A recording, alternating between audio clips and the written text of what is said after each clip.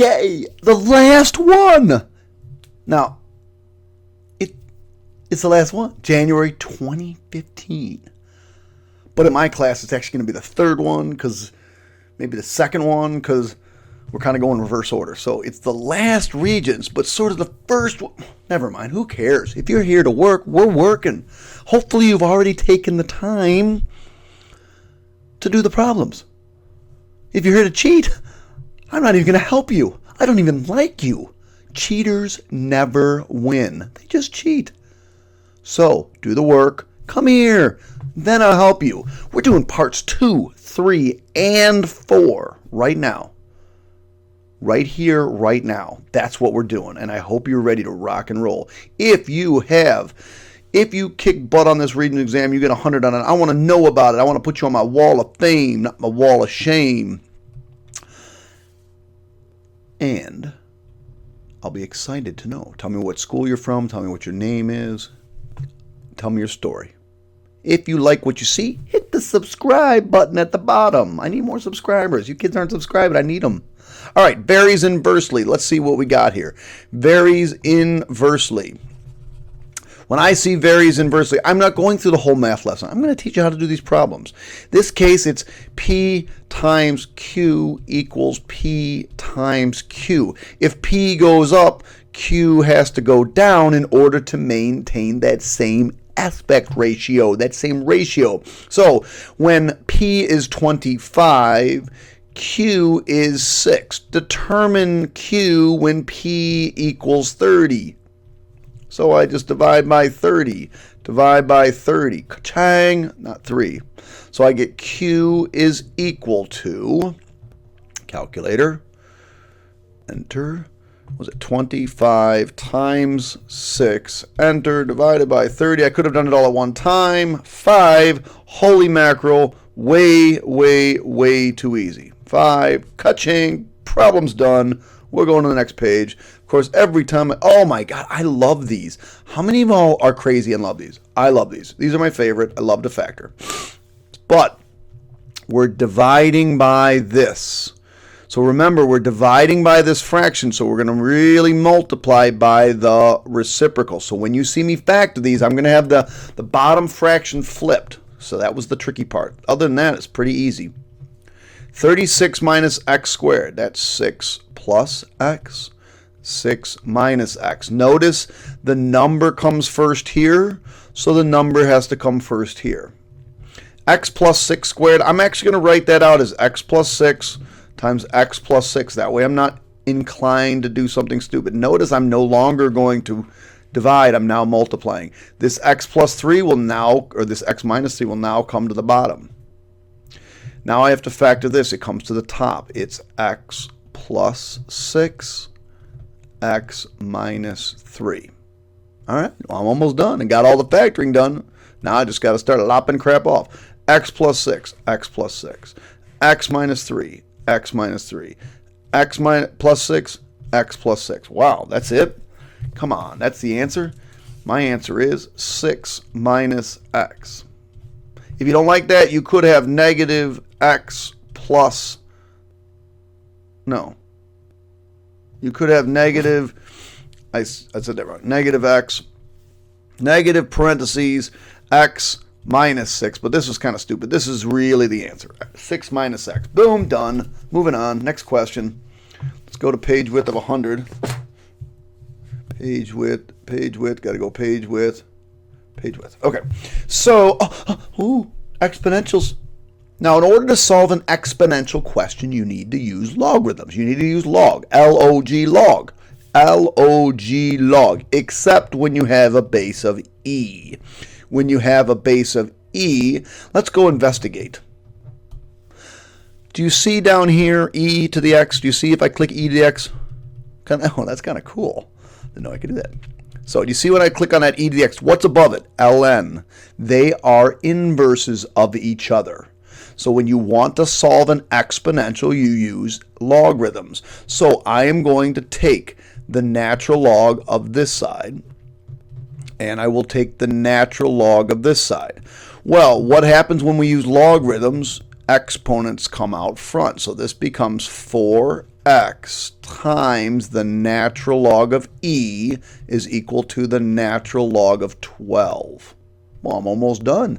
I just want to solve for x. So I'll divide by 4 times the natural log of e.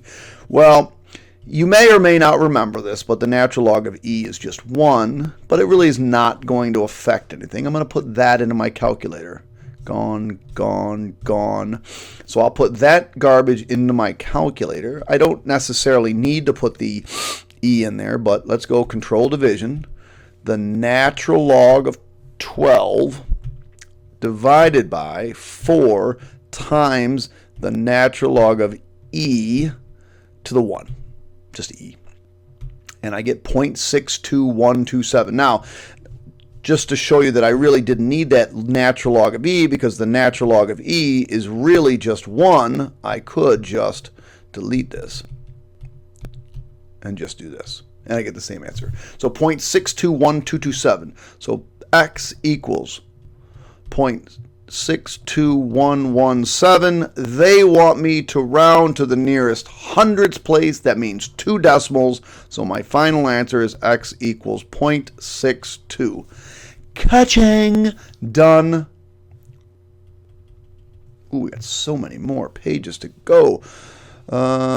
View, page width, back to draw. Determine to the nearest minute the degree measures of 5 pi radians over 11. So this is really 5 pi over 11 radians. So what I want to do in order to convert from radians to degrees is multiply by 180 over pi. Hopefully I'll have all my flashcards up. Check my website, mrkrausemath.com. Very shortly I'll have directions on how to get to my flashcards. And I'll be creating them for the entire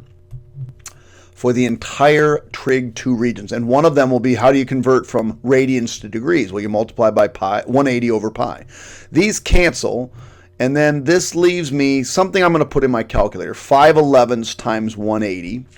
So I want to do control division, 5 over 11 times 180.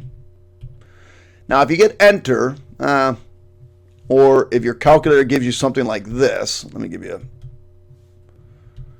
something like this, 0.02. What the hell? What is that? I don't even know what that is. So what I want to do is, wow, look what happened here. See, this answer doesn't make any sense. I knew when I saw this answer didn't make any sense, and I look back over here and I go, 180 on, what's 180 doing on the bottom? I don't know what I did, so let's take a look. Let's see, I did something stupid, so let's try this again. Control division, 5 over 11. I forgot to get out of there and hit times 180. Much better. Much better. But I just still don't like that. I need it in degrees, minutes, seconds. So if I did this, I'd have 81.8182. Still not good enough. I need to DMS it. So I go into my catalog, and oh, doggone it, I don't have DMS in there, so I got to go down and got to find DMS. DMS. There it is. DMS it. 81.49545, and I want this rounded to the nearest minute. So this is 89 degrees, 49 minutes, 5.45 seconds. 5.45 seconds. So I need to round this up or down. Well, I'm not rounding it up. It's only 5 seconds. So it's 89 degrees, 49 minutes. There's my answer. Woo! Done. Problem 14. Got to go to view 100% because it drives me crazy. Mike Scott's got to fix that. So let's go into draw. Let's see all the important stuff. Probability of Ashley being the catcher in a softball game is 2/5. Calculate the exact, means we're only going to have one equation. Probability she'll be the catcher. She will be the catcher in exactly 5 of the next 6 games. So you need to show your work. You need to say N equals 6 games. R, the number of times of success is 5. My probability that she'll be catcher is 2/5. My probability that she will not be catcher is 3/5. You need to write the equation. 6, choose 5. Only one equation. The first one goes P. The second one goes Q. And then remember, that's a 5. And this is a 1. These have to add up to 6. Well, then I have to type it in my calculator.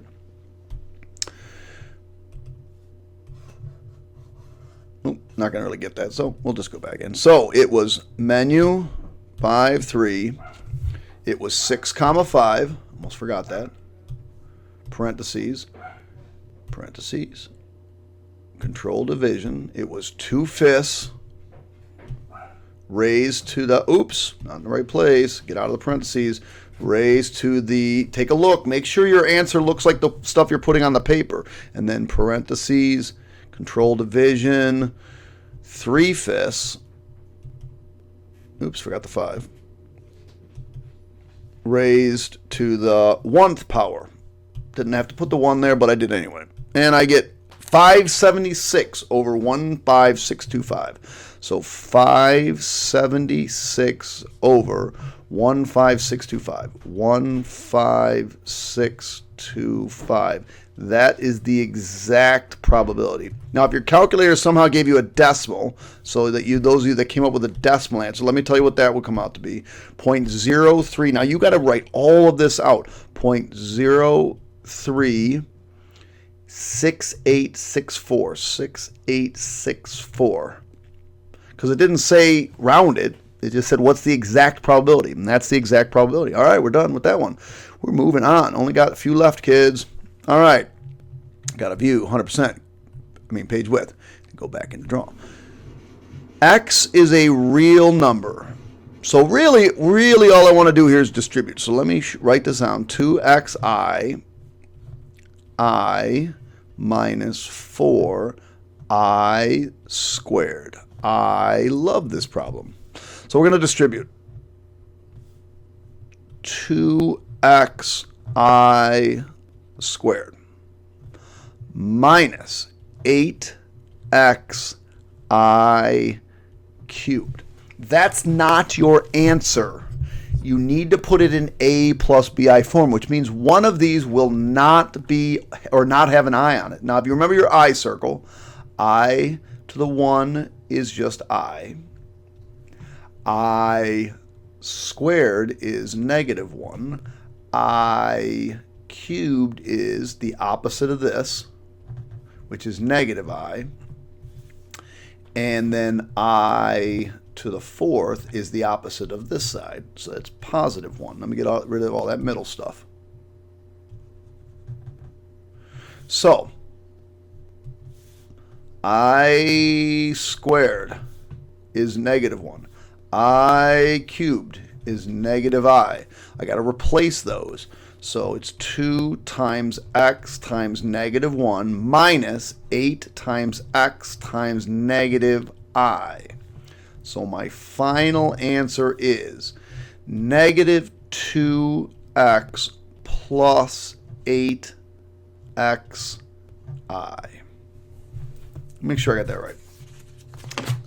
Wow. Crazy answer. Crazy answer. There it is. You got to know how to do it, kids. Got to know how to do it.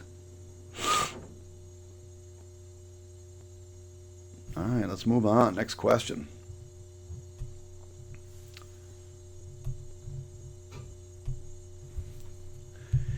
On a test has a normal distribution. Whoop, whoop, whoop, normal distribution. Whoop, whoop, whoop, I hate that's annoying. So, but what I want to do when I have a normal distribution is draw my normal distribution curve.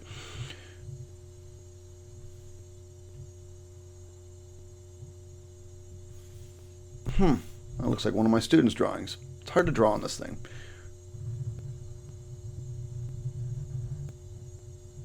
All right, you also want to have this reference sheet available. Let me clean out. Oh, God, I got a nice clean reference sheet. You also want to have this reference sheet available to you. So let's go. Let's do this. Well, back to not being at page width. Kind of weird. Microsoft, thank you. If you remember correctly, x bar, or the mean, goes in the middle, and we have a mean score of 81. Wait, a score of 57 falls one standard deviation below the mean, and a score of 81 is 2 standard deviations above the mean. Oh my goodness, are you kidding me? So a score of 57 falls 1 standard deviation below the mean. We don't know this. This is a big question mark. And a score of 81 falls 2 standard deviations above the mean. Weird. Let's see what we got here. This is 1 standard deviation. And this is 1 standard deviation.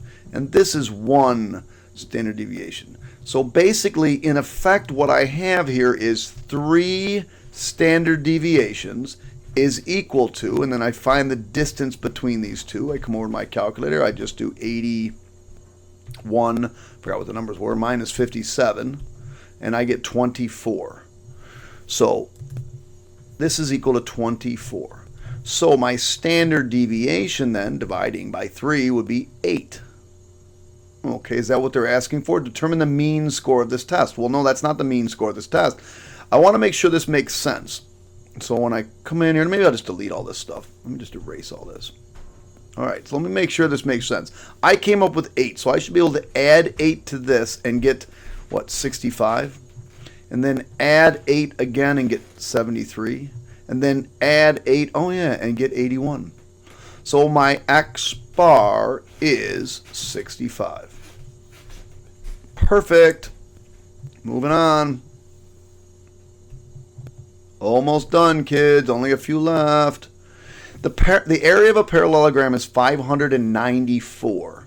So I was given the area to be 594. And the lengths of the sides are 32 and 46. Now, if you look over at your formula sheet, you have one area formula on there, but it is not for a circle or for a parallelogram. It's for a triangle. But if your teacher was right or smart, right, what the heck do I mean right? If your teacher was smart, what they did was they walked you through this. So let's talk about this. We have a parallelogram.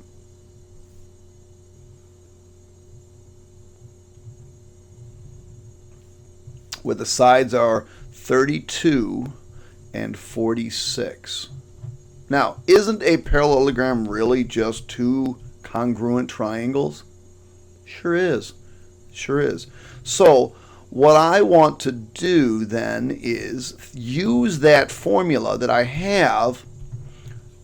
Oops. That was just ridiculous. And if you realize, okay, the area is 594. So I'm going to use that formula. K equals 1/2 A times B times the sine of the angle in between. In this case, here's the angle in between. But I don't need the 1/2 because I have two triangles. So I'm just going to get rid of that. So I know that 594, that's the area, that's the K, is equal to 32 times 46 times the sine of C.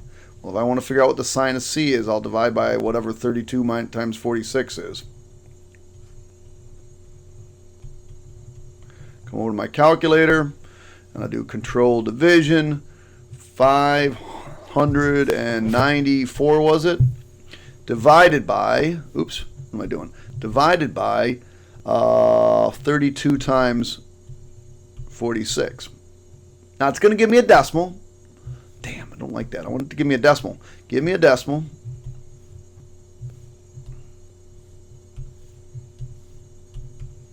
Gives me a decimal. All right, so 0.403. Now I want to show all of my work. So I'm going to come back and I'm going to say, okay, sine of C is equal to 0.403533. Well, that doesn't tell me the sine of the angle. I got to do the inverse sine. So C is equal to the sine inverse of 0.403533. So I come back and I go, okay, All right, we're having issues. Inverse sine of this thing, which was my 0.403, gives me 23.7992. So C equals 23.7992. Round to the nearest tenth of a degree. That would be 23.8 degrees. Ka-ching! Done! Oh my gosh, what is this mess?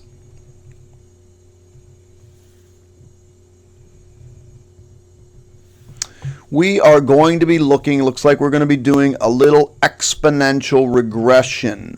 So I need to get this stuff into my calculator. And I'm going to be careful about what I'm doing. So let's go.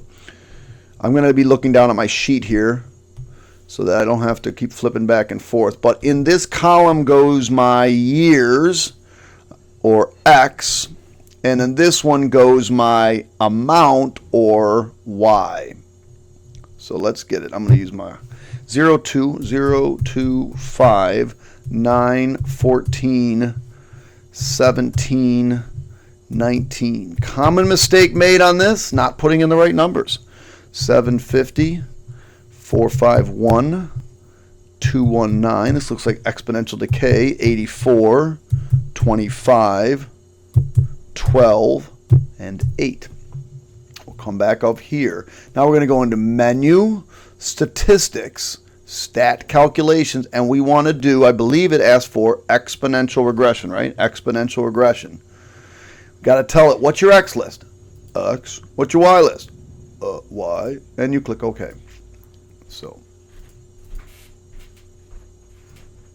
So let's see what we got here. Our equation is, don't forget your equation is going to be y equals a times b to the x. You need to tell the grader. What is a?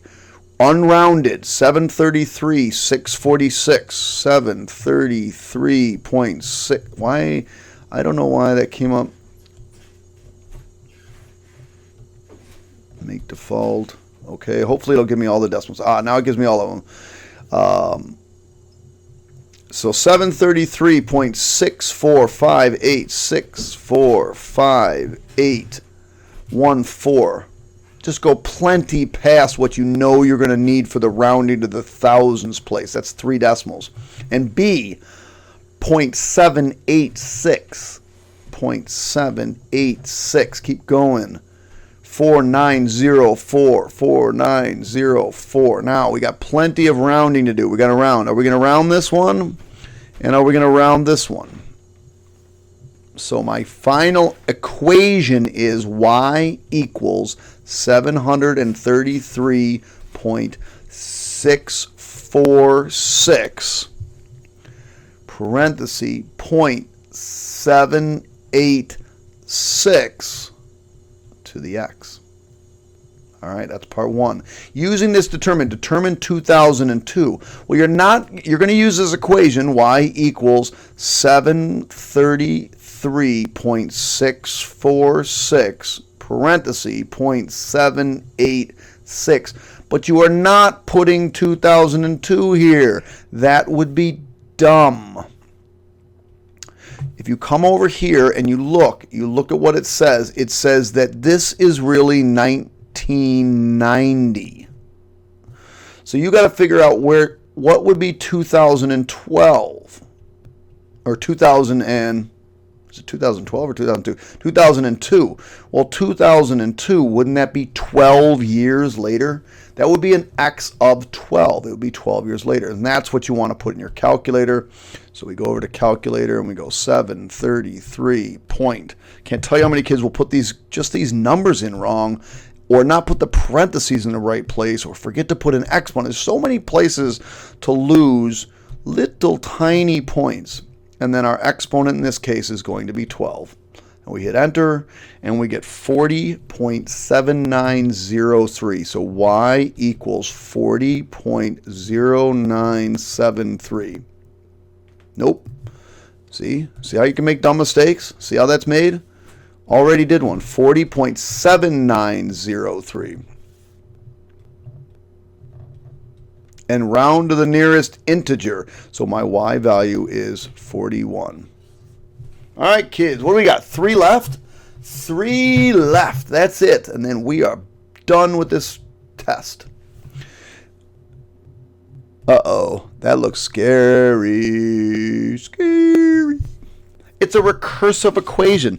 All recursive equations mean is you're going to use the previous one to find the next one. So I want to express the next 3 terms. So they're giving us a to the 1 is 2. We need to figure out what a to the 2 is, a to the 3 is, and what a to the 4 is. You need to show your work. These are work-dependent equations. So it's 3, a to the 2 minus 1 to the negative 2, which is really 3 a to the 1. Remember, recursion, you're using the previous one, so 2 to the negative 2. Come over to your calculator. 3 parenthesis 2 parenthesis raised to the negative 2.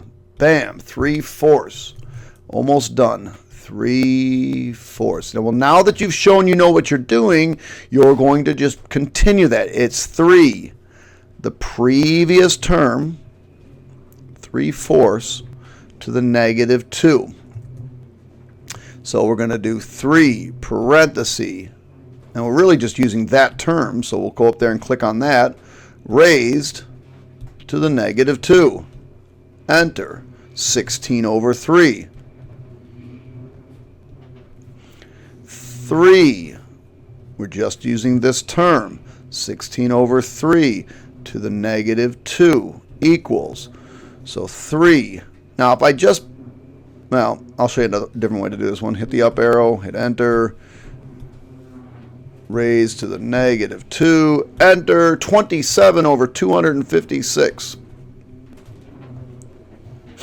Enter. Now, another way to do this, by the way, 256, by the way, I just lost a point on the test because I put 252 instead of 256. Another way to do this, by the way, with recursion, it's really kind of cool with recursion. If the first number they told you was 2, correct? If I just put in a 2, and I say 3, parenthesis, answer, raised to the negative 2. That says take the previous answer, multiply it by 3, and raise it to the negative 2. I get, oh, look, 3/4. And guess what happens when I press enter again? Oh, look, 16/3. And guess what happens when I print again? It just redoes the thing for me, 27/256. Kind of cool. So my answers are 3/4, 16/3, and 27 over... I wouldn't even do this. I'd say these are my answers right here. 1, 2, 3. When you copy over, you get another chance of making a mistake. All right, we got work to do. Almost done. We got, what, 2 questions left. Oh, my God, I'm so excited. Woo! All right, so let's go through this. First things first, when you're going to write an equation for a trigonometry thing, I don't know what that was. It was kind of scary. Hopefully we're still recording. Still recording, still recording. You want to find the midline. So in order to find the midline, you need to find the minimum, which is down here at negative 2, and the maximum, which is 4. So the min is negative 2, and the max is 4. Well, that's a difference of 6. That tells us our amplitude will be 3. But it will also tell us we're going to come down 3 to find the midline of positive 1. I don't know why that keeps popping up. Stop doing that. Uh-oh. Computer's going crazy. I think we're running out of memory. Better hurry up. So, I want to write this equation. Y equals A cosine BX plus C. Now, normally I put a plus C as in a phase shift, but in this case, the C they're using as my midline, so that's a plus 1. My amplitude I already figured out was a 3. So I know it's 3 cosine BX. Now, I don't know if it's a positive 3 until I go, oh yeah, look, we're starting at a maximum. So it is a positive 3. So I know that. Now, here's the next thing. I want to figure out what b is. Now, if you remember, period is equal to 2 pi over b. Now, remember, b, or period, is the time it takes to finish one curve. So the time it takes to finish one curve is pi. Frequency, or b, will be the number of curves you can finish in 2 pi. So if I go out another pi, wouldn't I finish one more curve? And yeah, I know that's an amazing drawing. So my frequency in this case would be 2. And there's your answer. 3 cosine 2x plus 1. You could have also said, oh, okay, my period was pi. I'm going to solve by cross multiplying. So I get b times pi is equal to 2 pi, and then divide by pi. Divide by pi. But the easiest way to think about it is, oh, I finished one full curve. I finished one full curve right here, one full curve in pi. So I'd finish another full curve in 2 pi.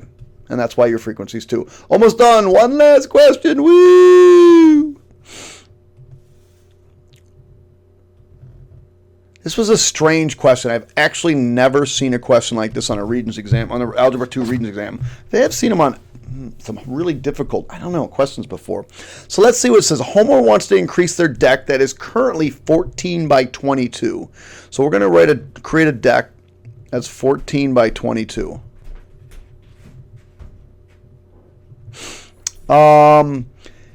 And the code will allow me to have a deck of a maximum height of 800 square feet. So what I want this to be is less than or equal to 800 square feet.